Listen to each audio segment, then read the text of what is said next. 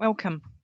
Welcome to this Shell-sponsored session on CCUS, a customer's perspective.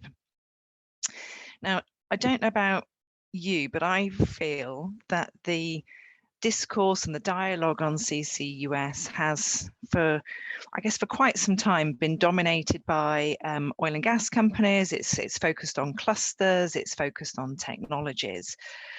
But I think a voice that we don't hear enough of is the voice of the customers, of the emitters of CO2, the people who are looking for solutions to their and how CCUS fits into their decarbonisation plans. So I'm really delighted today to be hosting this session and have some great guests with me to really share their perspective on CCUS from a customer's point of view. I'm Jo Coleman. I'm the Energy Transition Manager at Shell in the UK, and my guests today are going to be Chris Williams. Chris Williams is from Industry Wales and is seconded from Tata Steel. Ian Little is from Ineos in Grangemouth. Paul Davies, many of you know Paul with many different hats on, but today he's wearing the hat of Viridor, the waste to energy company. And Joanna Mainguy, who's joining us from Microsoft, very different customer to the ones we traditionally think of as the customers for CCS. I'm going to ask each of our customers to spend about 5 minutes just introducing kind of their companies, their organisations' decarbonisation plans and how they see the role for CCS and hydrogen within it. And then I'd like to open it up for questions and discussions and maybe some debate between them as well, if there's areas that they want to ask each other about. A quick reminder that if you want to ask questions, please do so via Hoover. Put your questions into Hoover and then they will come across to us directly. So with no further ado, I'd like to turn to Chris to speak on behalf of a real myriad of customers, I think, in South Wales. Thanks, Jo. Yeah, I'm here representing the developing South Wales industrial cluster. It's the second largest industrial cluster by CO2 emission. It's one of the new kids on the block. And at this point, I really need to thank the other clusters for the support they gave us in getting up to speed and developing and mapping our way forward. You know, I had the pleasure of spending time in Humberside, Teesside, the Northwest and Scotland in terms of helping us shape how we wanted to move things further forward. So it's just to point out, therefore, the collaboration that exists between the clusters and the importance that has in bringing new areas of the country to the scene. So as Jo said, we accommodate all sorts of clusters. We're about 10 million tonnes a year from industry. We've got the UK's largest steelworks, we've got cement works, we've got oil refining, we've got chemical plants, general manufacturing, we've got UK's only nickel refinery, we've got 3 paper mills, we've even got the Royal Mint. Even pot noodles are made in South Wales. So we've got a real mix of manufacturing that we're trying to develop our roadmap to net zero. We've also got power generators, count for around about 6 million tonnes. So we've got RWE CCGT in Pembroke. We've got Paul's Energy from Waste. We've got a few biomass plants.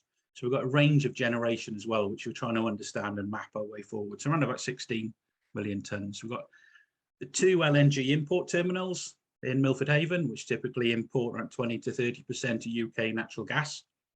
In fact, it was up to 85% apparently during COVID. So a real major important strategic player. We've got a huge tidal range. We've got massive floating offshore wind capability in the Celtic Sea.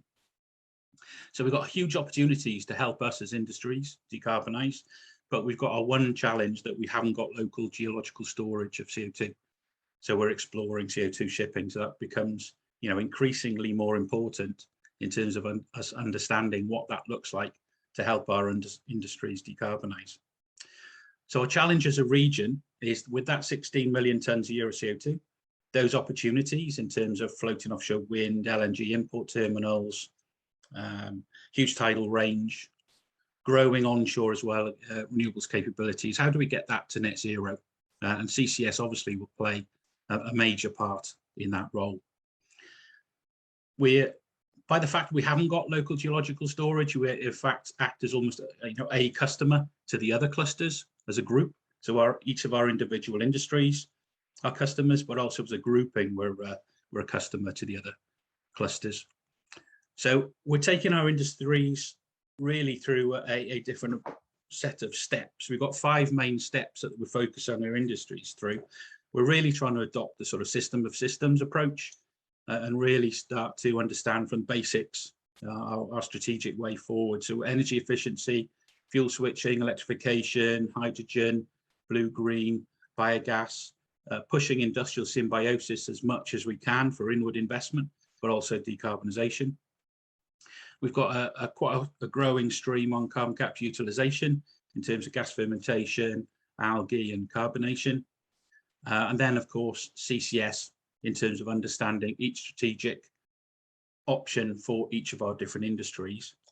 But it's not just industries and power. We're working closely with the infrastructure providers, so the likes of Wales West Utilities, National Grid, Western Power Distribution, in understanding electrical grid requirements. Of course, by them working with us, they start to understand what upgrades they're going to need to make to their grids to satisfy our future needs. And also, of course, we're working with the potential power and hydrogen providers in terms of the power generation, but also in terms of green and blue hydrogen generation, particularly focusing on Milford Haven there. But of course, underlying all of that is the base business models and the work that's ongoing there. We've got a complex cluster with industries that have got several different options. So we really need to understand with clarity relatively quickly what those business models are going to look like to really help us shape and define our way further forward. And also to make sure we've got, and we can support the other clusters, because when you look at the need for CO2 shipping, when you look at resilience and the other clusters being able to ensure that their manufacturing sites can maintain their net zero labels, their badges, their marketing, they're going to need to make sure their stores are as operable throughout the year as they can be. And maybe they will need to, and probably will need to have CO2 shipping as a backup. So by us exploring, developing, we're able to support the other clusters go through a learning curve and understand what that looks like. And obviously that's an international learning curve that we can learn and benefit from. We have a right Pareto of industries in terms of big emitters down to lots and lots of small ones. So within our CCS challenge, we're also trying to focus on those small industries and those smaller emitters and really push the boundaries in terms of what that might look like in terms of their net zero journey. As those smaller manufacturing companies come under pressure from retailers, from their customers, in terms of when are you going to be net zero, by what date, what is your roadmap, what is your plan. We're having to work through and develop alternative, maybe smaller scale CCS projects using road, rail and ship to add to the flexibility of manufacturing in the region. Because we do now, as a region, if we can't offer the infrastructure that industries will need, then industries will leave the region. So we need to be focused on developing CCS, developing hydrogen to make sure industry stays and grows in the area. So for SWIC, net zero will necessitate large, complex hydrogen and CCS projects, spanning that large geological or geographical area, all the way from West Wales to East Wales. Individual capture projects, capture as a service, transport of CO2 by road and rail, but of course initially by ship as well, up to the other clusters. So we've got lots of developments, lots of opportunity for new business, and really what an exciting time this is to be mapping our way through this. Thank you, Joe.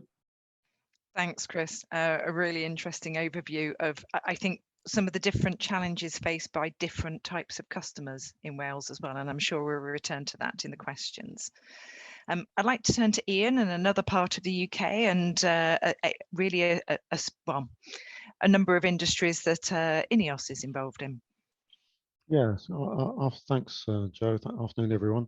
Um, yeah, so let me give you a little bit of an introduction to Ineos in Grangemouth first. Um, Grangemouth is actually Ineos's largest manufacturing site across the world, so we're quite significant in a pretty large company. Three businesses, one making around 100 or processing around 150,000 barrels a day, providing liquid fuels to Scotland, Northern Ireland, Northern England. That's the refinery here, Petro Ineos. We have a transport business for the North Sea oil and gas. Ineos FPS transports around 300,000 barrels a day of North Sea oil and gas. It's around 40% of North Sea production. Around 30% of UK's natural gas comes through the Kinneil site right next to us here in Grangemouth. And the final part of the business, which is the part that I actually work for, is the chemicals business, Ineos Olefins and Polymers UK. We make light olefins, ethylene, propylene. We make ethanol, polyethylene, polypropylene, all critical to UK manufacturing and the resilience of the manufacturing economy and society, essentially here in the UK. So those products go into everything from hand sanitizer to wind turbine blades to car components to electrical insulation and blood bags, ventilators, vaccine production equipment, food packaging. There's almost nothing that doesn't have one of our products in it. We also export ethylene to other companies in the north of England via a pipeline system that connects us to the northeast, to Teesside and on towards the Humber region and across to the northwest. So Runcorn area is also connected by ethylene pipeline. And importantly for this discussion, we have two on-site power stations here. So we're self-sufficient, not in steam and power. Not every Ineos manufacturing site is. Some have very significant import, especially of power. But the way we're set up, we generate our own steam and power. In fact, we export power to the grid quite often. And that's important when I come to describe our roadmap, a net zero roadmap. Before I do that, just a note on the investment that's been in the site in recent years. So mostly in the chemicals and energy infrastructure area. Back in 2013, we started the investment around 350 million pounds or so to import shale ethane into the site to ensure that we had competitive feedstock as supplies from the North Sea are gradually declining. We are currently in construction and nearing the end of construction for another 100,000 tons a year of ethylene made on another steam cracker furnace. We have also started the construction of a new energy plant. So one of those two power stations is being replaced. It's a very old vintage and has its constraints. So we're building a brand new one. And we've got a couple of new, we just opened our second Ineos headquarters building here in Grangemouth. So in total, that's about £750 million worth of investment into Grangemouth in the last, less than 10 years, the last 8 years or so. So very significant investment. And last month, we announced our net zero roadmap for the site. So I work for the chemicals business, but when it comes to net zero, it's most of our emissions are associated with the energy that we produce and that runs our businesses. And so we clearly had to take a site perspective and not an individual business perspective. So I was asked to sort of coordinate that. And we've made a commitment to net zero by 2045. That's an alignment with Scottish government targets, very ambitious targets, 5 years ahead of the rest of the UK. Very challenging. When we actually took over the site and acquired it from BP in 2005, the site was emitting about 5 million tons a year of CO2. Today, it's emitting 3 million tons a year of CO2. Now, that's happened through a combination of plant optimization, moving more to gas as a fuel and away from oil. And there have been some plant closures in that time as well, but there's also been some plant expansion. So it's not just been plant closures. So we've already made a significant reduction in emissions, but our roadmap announces that we'll take another 1 million tons a year off that by 2030. So that's 5 down to 3 today, down to 2 by 2030. That part of that is our new energy plant. Our new energy plant that will come on stream in 2024 will on its own save 150,000 tons a year of CO2, just because of its greater efficiency compared to the old 1960s and 70s technology that it's replacing. We'll have a range of other energy efficient investments planned. So energy has been expensive here for quite a long time. It's incredibly expensive at the moment, of course, with the current gas price, but it's been expensive, on a European and global basis for a long time. So there's not much low-hanging fruit when it comes to energy efficiency investments, but we have identified some that we can make.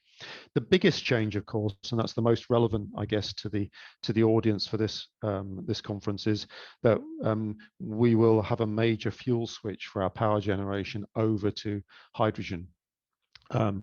What we announced was a new world-scale blue hydrogen plant to supply our low-carbon hydrogen. That will produce almost 1 million tons a year of CO2, which will need to be stored. And our 1 million tons of CO2, in context, I've said that that's sort of a third of our current emissions. That's about 10% of Scotland's entire industrial emissions. Roughly 2% of Scotland's emissions as a whole. So that's a very significant step, that very significant amount that's under our responsibility. And key to that was the MOU we signed in August with the Acorn project.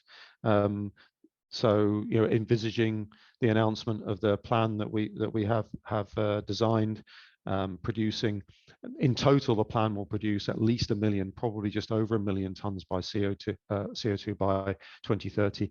And we've signed an MOU to send that material, that CO2, to the Acorn project, assuming, of course, the Acorn project progresses according to its schedule, which we very much hope it will, and we support it very significantly.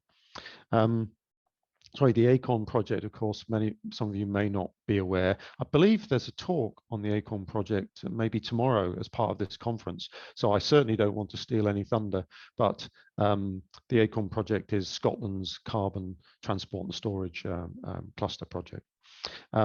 So you can see that CCS is absolutely key to our net zero plans, and I'm very pleased to be here as part of this conference. Thank you, Ian, and it's great to have you here, and it's great to have Ineos really kind of on this journey now, and setting those targets in recent months and weeks as well. I'm sure we'll come back to that. So we'll turn to our third speaker, who is Paul Davies. Paul is representing Viridor.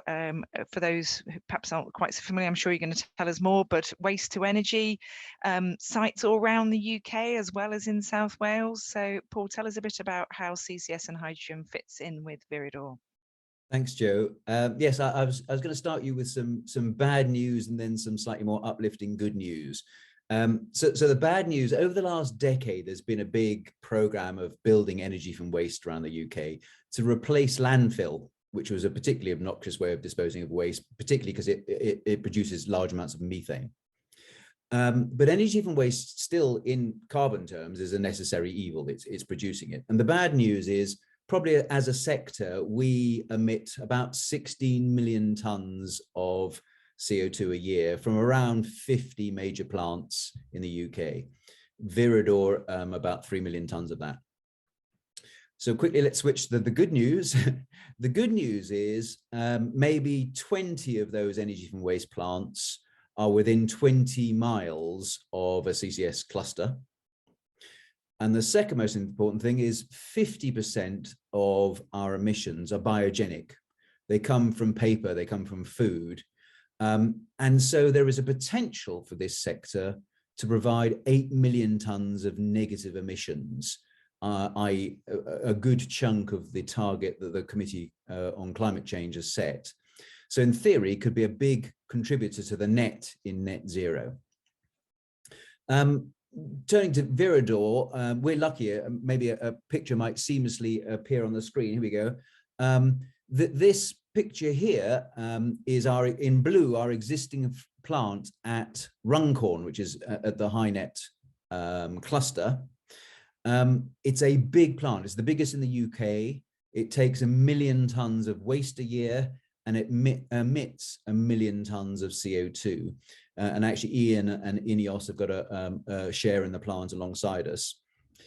What it can produce, what you see in the silver here is the CCS facilities that we are sort of currently trying to design and implement, which would actually replace existing old CHP plant, which we'll have to knock down.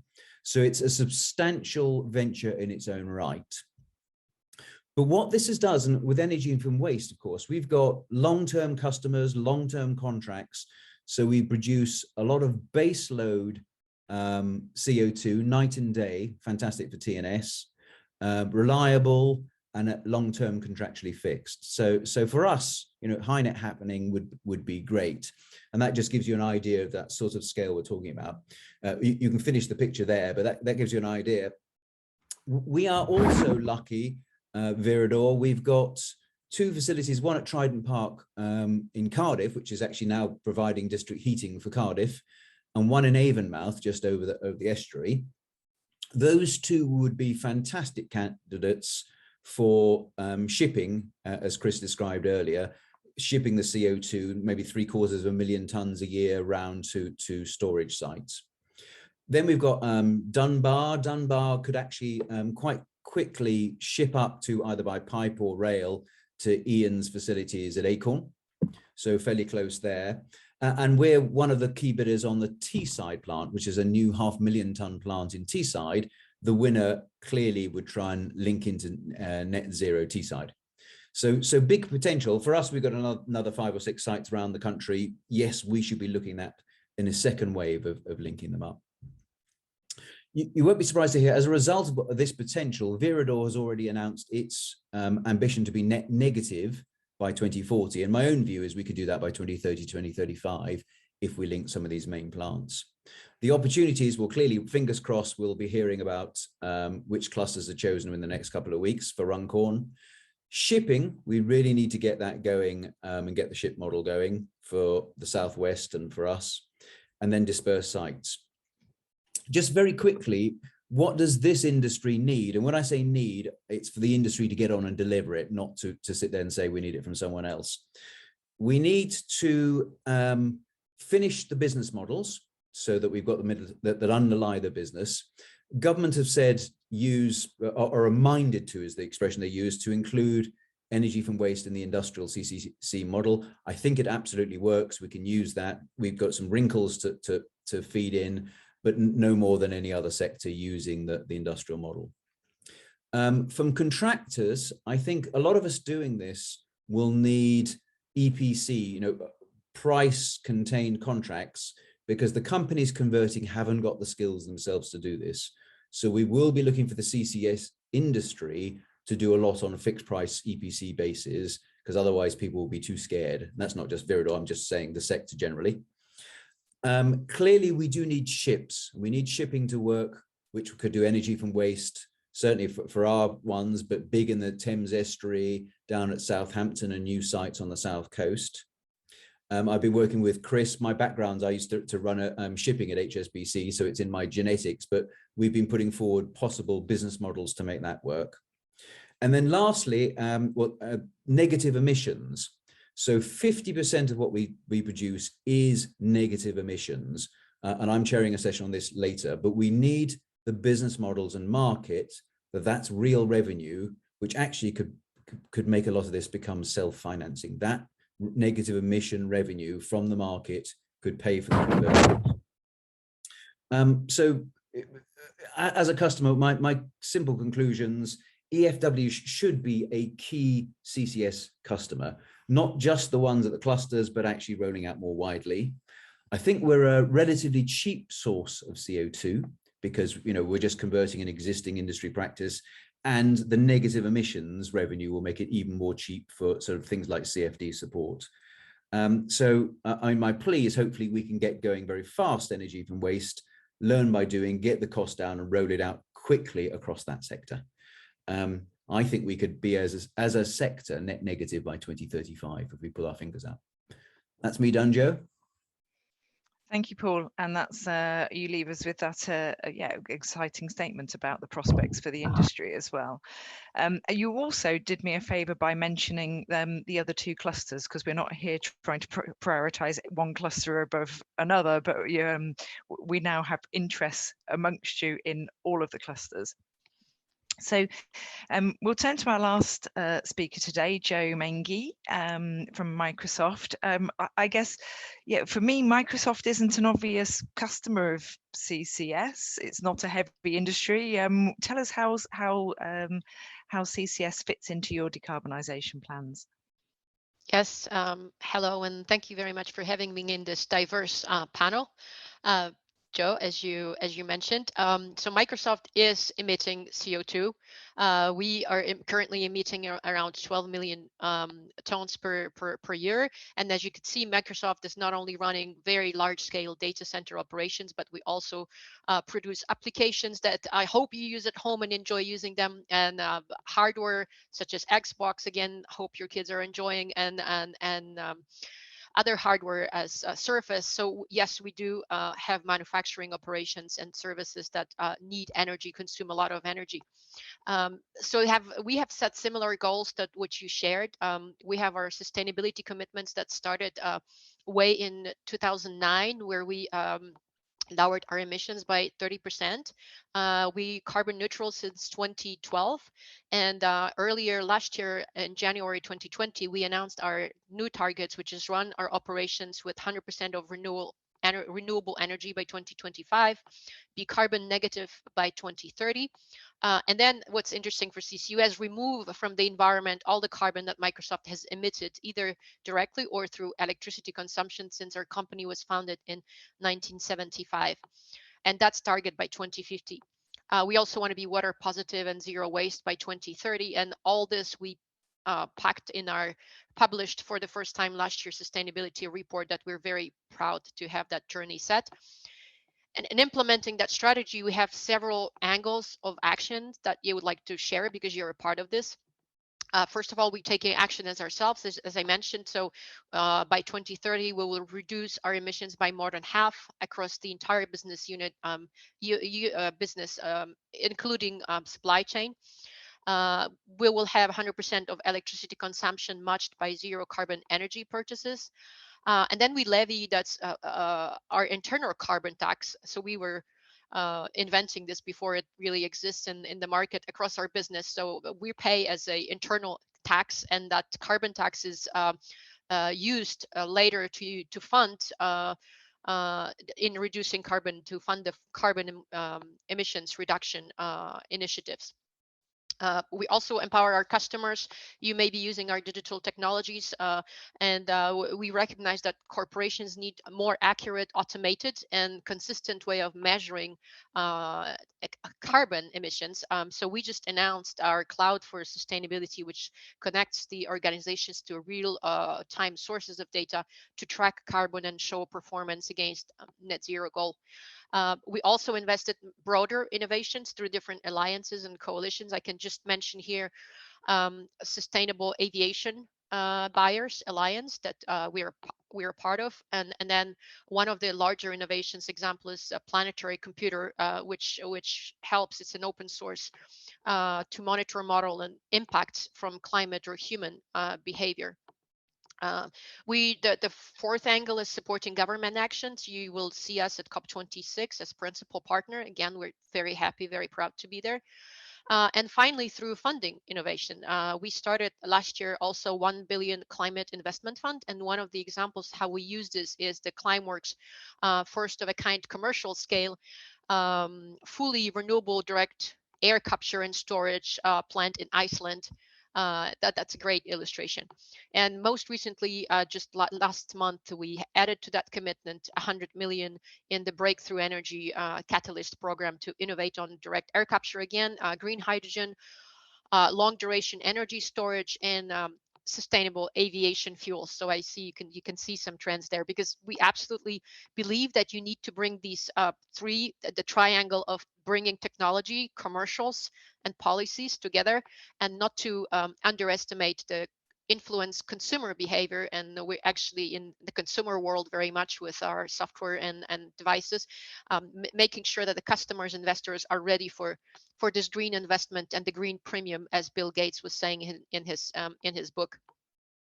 So you can see that in these goals, we rely very heavily on our partners. You energy companies are a big customer, supplier, and partner for us.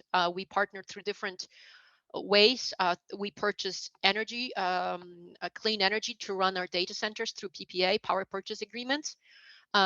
We buy carbon removal offsets. You've seen that we have committed to this. So last year we purchased 1.3 million of carbon removal contracted.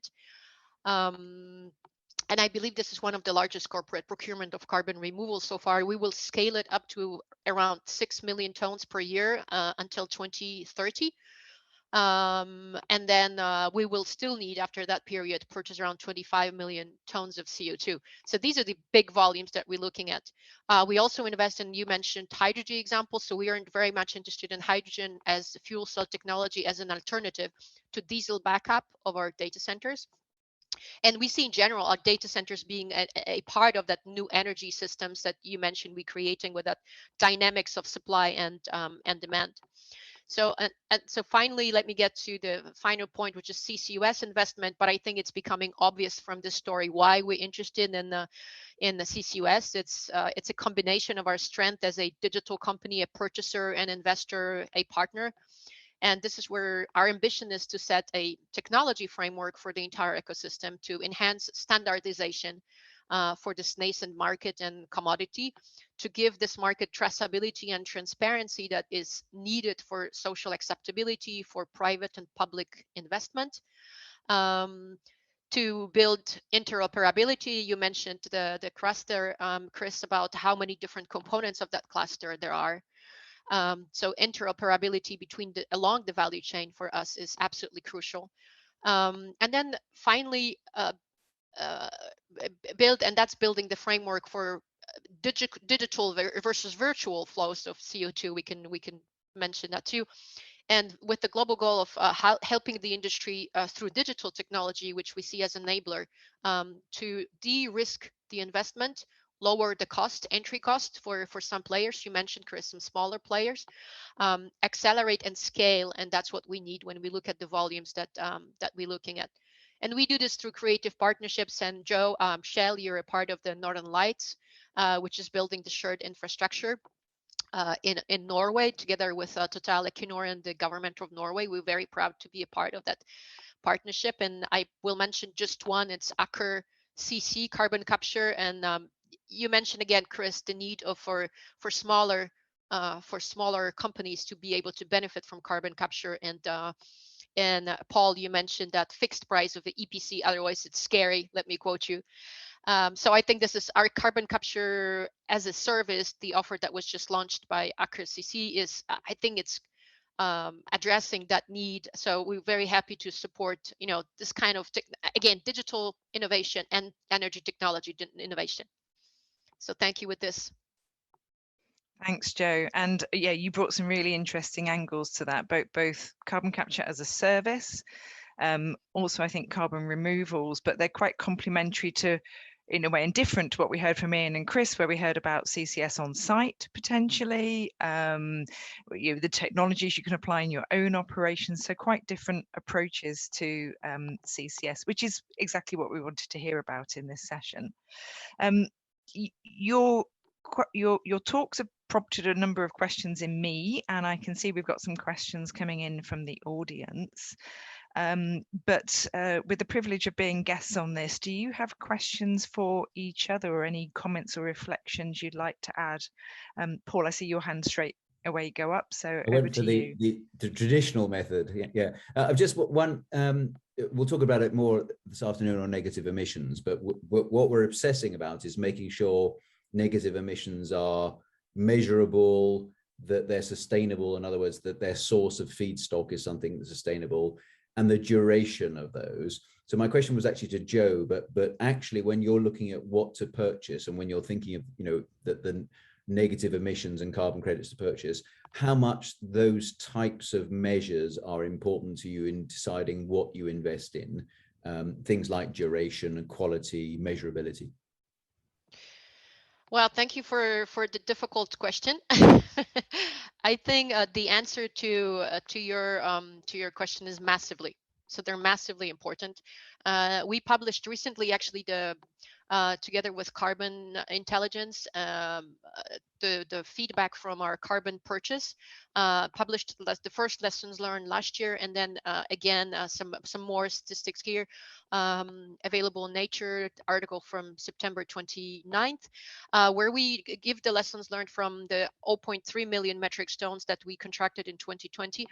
And I think if we summarize these lessons, is like, yes, there's lack of standards, which doesn't help a company like ours to understand compare different offsets, the price versus durability. And our goal was to purchase the most durable over 100,000 years. Carbon removal. So obviously we were looking at bio and geo, which is much longer duration.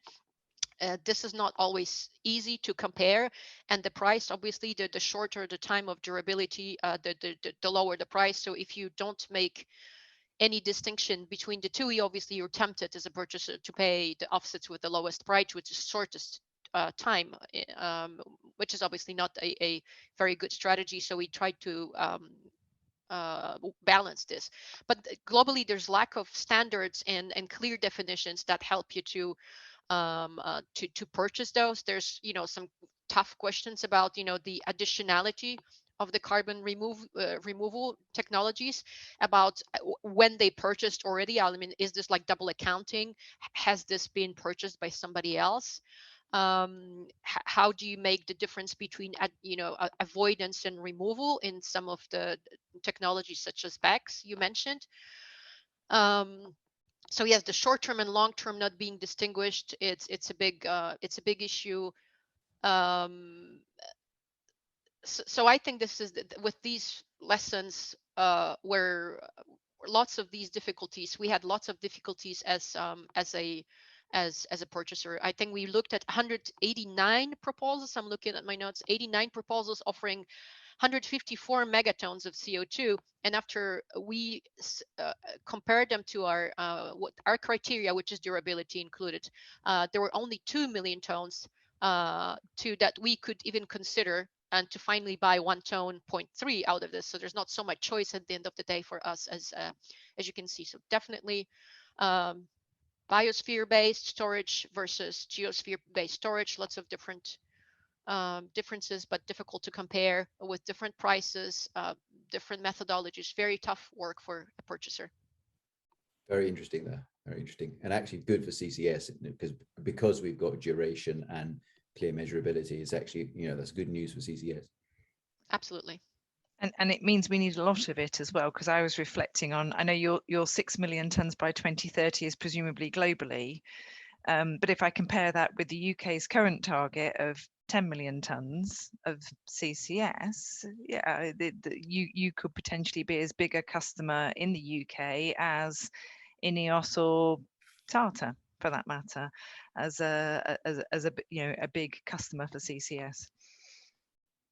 Oh, absolutely. Yeah, absolutely. We took that commitment, so you can see the volumes, and we definitely looking, when you see again as our struggle last year to purchase 1.3 million out of 2 million. That was all that was available in the market to us at the end of the day, and we're looking to scale it up to 6 million tons, and to 30. It's obvious that we need so much more volume available in the market. So that's why we're very happy to work with Northern Lights, typically with the goal of increasing that volume and making that market grow as fast as we can, for our own selfish purpose, but also to increase the pool of opportunities available in the market, because we definitely hope that there's going to be lots of other corporate purchaser following our way and taking similar commitments. Thank you, Jo. Any other questions that you have for each other?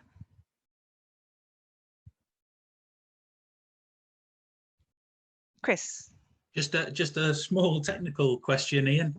It's a long way from Grangemouth to Peterhead. Yeah, unfortunately, there's a pipeline that can be repurposed. So there's a series of natural gas that are pipelines that are part of the national grid gas distribution system, which not all of which are 100% used. There's a very significant one that runs I think it's about 260 kilometers and maybe even more than that, from St Fergus down to Stirling, which is about 10 miles west of us here. We already have a pipeline that connects the site to a location much further west than us, and those pipelines come very close to each other in the Stirling area. So our main plan would be to construct a short connecting pipeline from Grangemouth into that national grid owned pipeline, which would be repurposed. Instead of bringing natural gas down from St Fergus, it would take CO2 back up. So that's our main plan. Has it been decided who will own that bit of pipework then? Will that stay with National Grid or? Don't know. Not yet. Not yet. Right. No, it is owned by National Grid at the moment, but as for the future of it, and I mean, I guess that's all part of the whole business model discussion in terms of, there's I know the governments have tried to tackle the big questions. They're once the framework, a basic framework is in place, I think, then there'll be a lot more location specific and more general questions that need to be addressed next.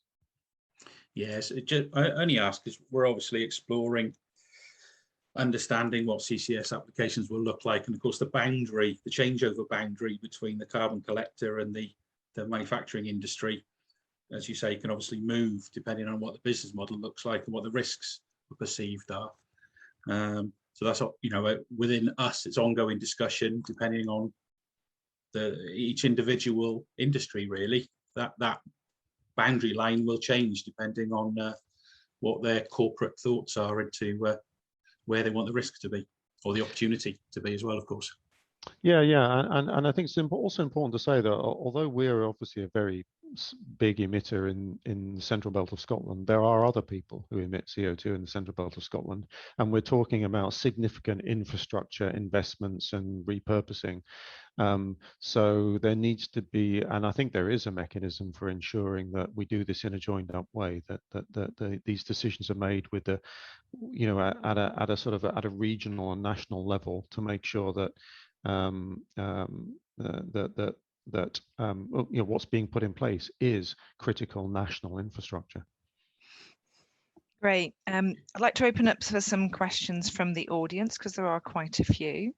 I'm going to start, because Ian, you just mentioned it as well, about business models. The question is directed at Paul, but really I think we've heard from Jo about business models for credits. The question is for Paul about business models for waste to energy, and which business models are you envisioning? Paul, you mentioned the industrial carbon capture contract. Obviously, it's also a business model that Chris's members companies will be looking at, and in Ineos as well. But perhaps you could say a little bit more about how you see it applying to waste to energy. And it applies to all of the industrials, actually. If I just share my screen, if I may, Jo, for 1 second, because I've got a pretty picture, which, in the John Noakes, here's one I prepared earlier. Tell me if this works, hopefully. Is anything happening? Yeah, share. Can people see that? Yeah, we can. And I'll try and put it on full screen. Or is it working on full screen for you guys? I suspect we can see it. It's not, but yeah, there it is now. Yeah, we've got it. And have you got, I'll get rid of you guys. There we go. But basically, I just talk you quickly through this picture. On the right-hand side, at the top here, if you can see my cursor, this is sort of what one of these would look like. That's the blue is capital expenditure, the orange is ongoing operating expenditure, and the gray is a bit of tax. And government under the industrial carbon capture is saying we will pay 15 years a CFD. So the black line you see here is the CFD, and that's enough to pay that operating costs plus repay this light yellow, which is the financing that you have to raise to finance all of the capital expenditure at the beginning. So it's a fairly simple model. Below the line, I've just shown you, this is not a deduction, but there are two key things below the line, and this is particularly important for energy from waste. The blue is the carbon price that government assumes we will carry on paying, charging our customers, and therefore they won't pay in the CFD, in that black line that you've got there. Whoops, what happened there? Sorry. The green is the potential sales of negative emissions that we can make. And if you look at the blue and the green together, they're nearly as high in the negative as the black line from government. And if you go down to the bottom chart, what it shows this actually on a sort of pounds. This is just an indicative industrial carbon capture with negative emissions. So take 2026, you can see £102, let's say that's the strike price. But actually, under energy from waste, from government, the CFD revenue, the blue bit, might be, say, 40 quid.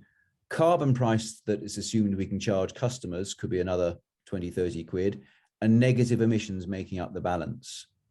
So what that shows you is a model that's self-financing from that CFD, but more and more, the sector can pay for this. The CFD helps, but the actual underlying contribution from government is relatively modest, and of course gets smaller and smaller over time. Does that make sense? As a basic model, it's a 15-year, it pays off that investment, at the end of which you've got something that's been self-financed. Obviously, you've then got ongoing OPEX, and you hope you can cover that from the prevailing carbon price and what you can charge your customers. That was a very quick snapshot, but the existing model from government has not been attuned to each of the sectors like glass or cement or energy from waste. Each of them will have their own little nuances and problems to overcome, but basically that model you've just seen will work for them all. Chris and Ian, do you see that model? I mean, it's the same model for your industries. Do you see you having to markedly change it or modify it to work for your specific businesses, or do you see it as a model that will work almost universally for any industrial emitter?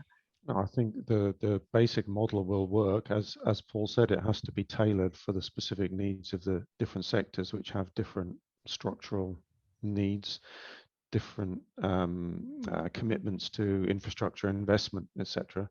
I think so. I think actually I got involved in this area probably about when I started my current role about 5 or 6 years ago, and I sit next to the energy business manager on site, and I've lost count of the number of evenings we chatted with each other, figuring out, you know, because we don't have a global carbon tax, then what is going to be the mechanism by which customers can eventually pay the cost of this in a way that ensures businesses aren't selectively destroyed depending on the decisions their national governments take.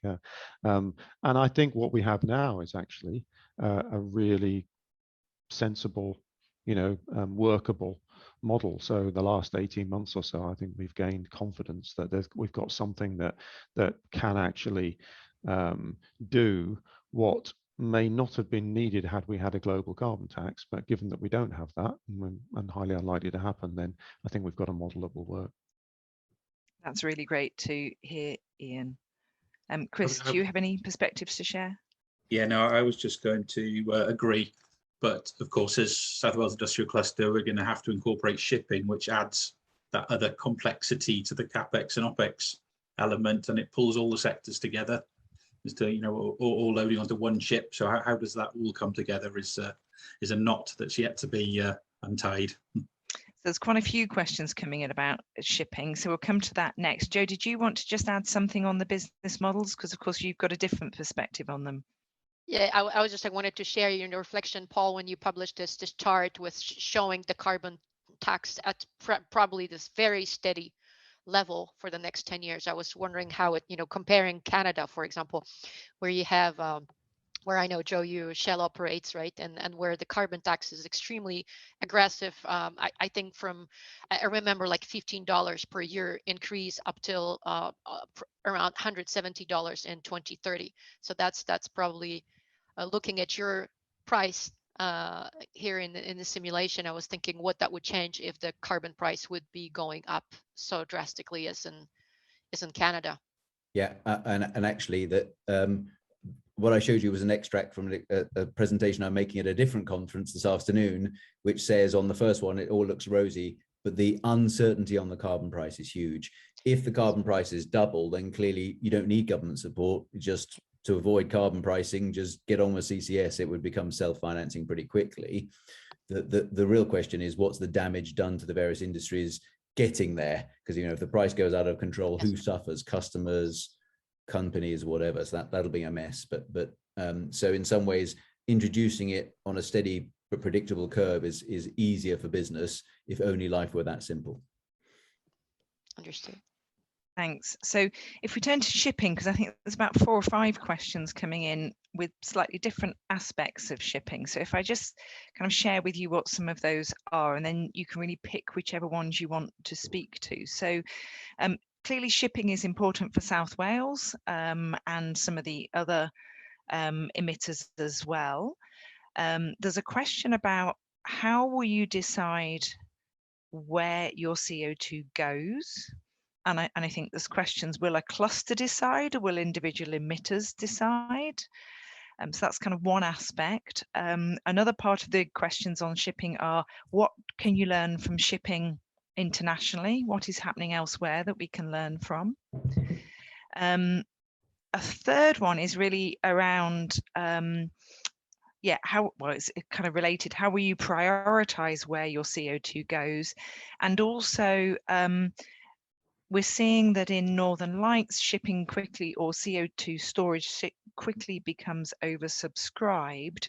What assurances are you looking for from storage sites about store availability?